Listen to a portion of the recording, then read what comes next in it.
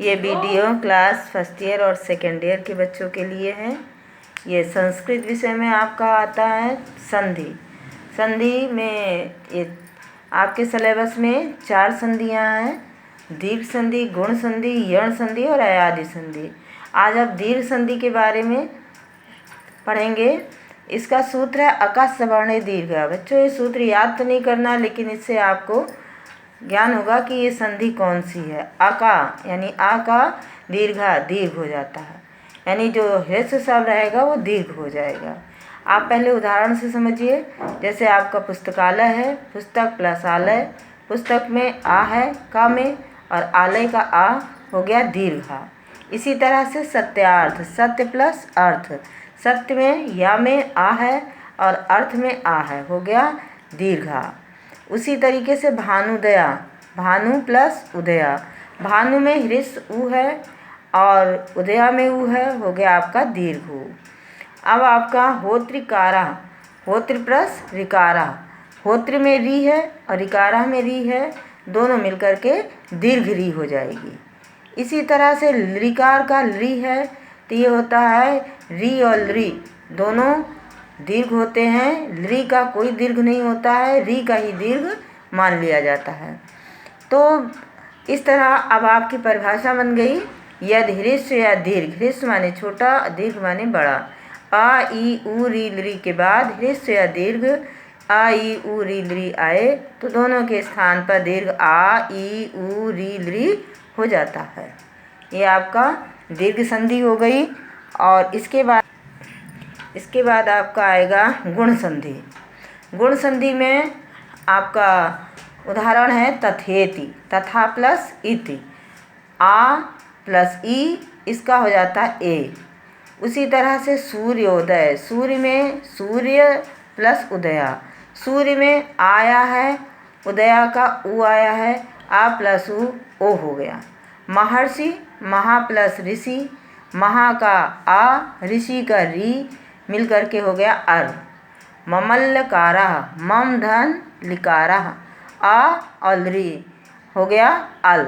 अब आपकी परिभाषा अपने आप बन गई। यदि आ या के बाद ह्रस्व या दीर्घ ई उ री आए तो दोनों के स्थान पर क्रमशः ए, ओ, अर तथा अल हो जाता है। यानी ई की जगह ई की जगह ए हो जाएगा, उ की जगह ओ हो जाएगा, री की जगह अर हो जाएगा और री की जगह अल हो जाएगा। ये आपका हो गया गुण संधि।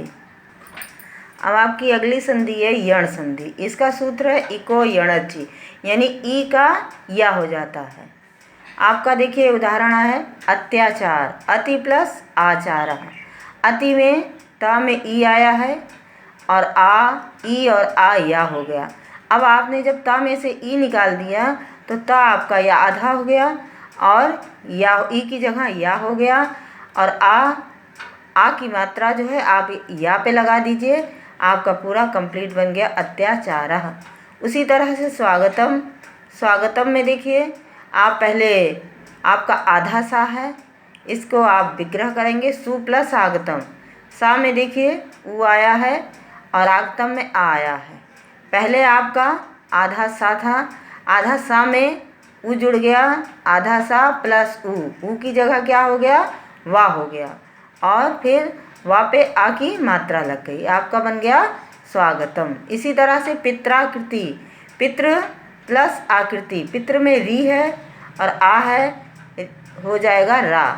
पित, री आपने निकाल दिया, ता आपका आधा हो गया, ता की जगह फिर आपका रा आ जाएगा और रा में रा पे आ की मात्रा लग जाएगी, हो जाएगा आपका पित्राकृति। इसी प्रकार से आपका लाकृति है, लृ प्लस आकृति, लृ प्लस आकृति का आ हो जाएगा ला। लृ से आपने री निकाला, आपका ला आधा हो गया और इधर आ हो गया है। अब ला पे आपकी आ की मात्रा आ जाएगी और कृति जुड़ जाएगा, आपका बन गया लाकृति। अब आपकी परिभाषा क्लियर हो गई। देखिए यदि ह्रस्व या दीर्घ ई उ री के बाद कोई असमान स्वर आए, यानी वो स्वर ना आए, उसके अलावा दूसरे स्वर आए, तो ई के स्थान पर या हो जाता है, उ के स्थान पर वा, री के स्थान पर रा तथा ली के स्थान पर ला हो जाता है। ये आपकी यण संधि कंप्लीट हो गई। अब आपकी अगली संधि है अयादि संधि।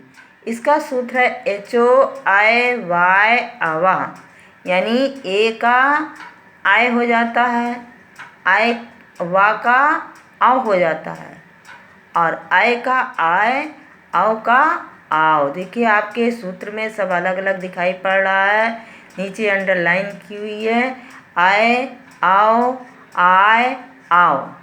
अब आपका देखिए उदाहरण, आप देखिए नायिका, आपका प्लस इसका विग्रह होगा नय प्लस अकह।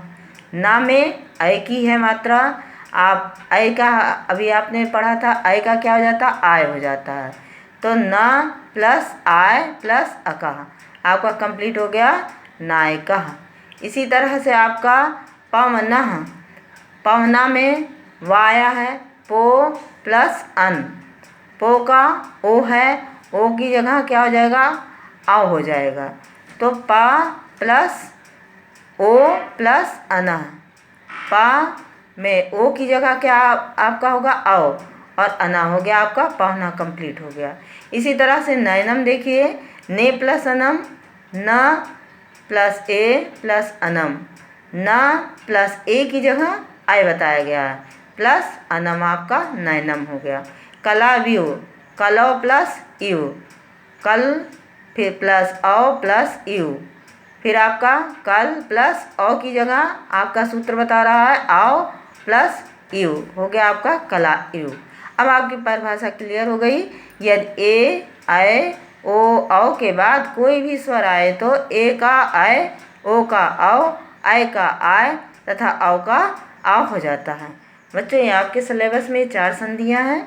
इन्हीं 4 संधियों पर आपको इस तरीके से ना तो परिभाषा लिखने को आएगी, आपको केवल उदाहरण दिए रहेंगे और आपको कौन सी संधि है ऑप्शन दिया रहेगा, उस पर आपको टिक लगाना रहेगा। इस तरीके से आप संधि की एक्सरसाइज प्रैक्टिस कर लीजिएगा, फिर हम आगे आपको दूसरी चीज़ बताएंगे।